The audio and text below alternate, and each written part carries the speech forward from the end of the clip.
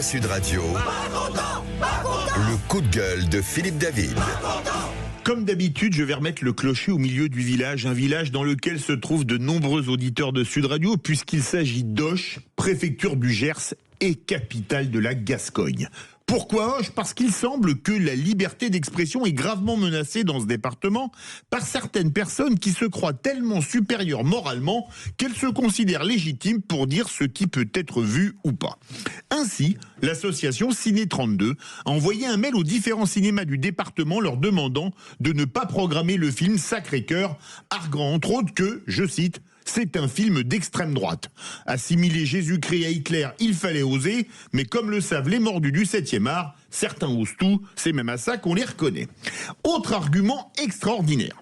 La SNCF et la RATP ont refusé la campagne d'affichage car le film est trop confessionnel et prosélyte. Un argument à pleurer de rire quand on voit les campagnes d'affichage acceptées par la RATP.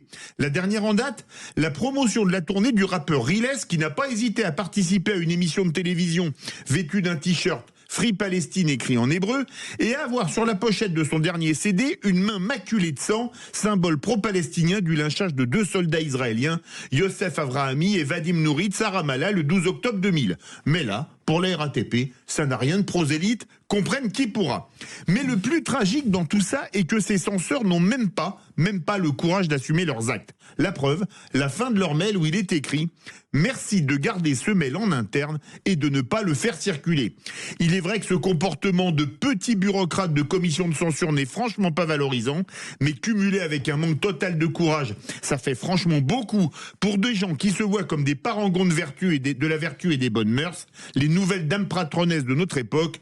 Depuis 1971 et le fameux « Messieurs les censeurs, bonsoir » de Maurice Clavel, les mœurs n'ont absolument pas changé. Messieurs les censeurs, bonsoir.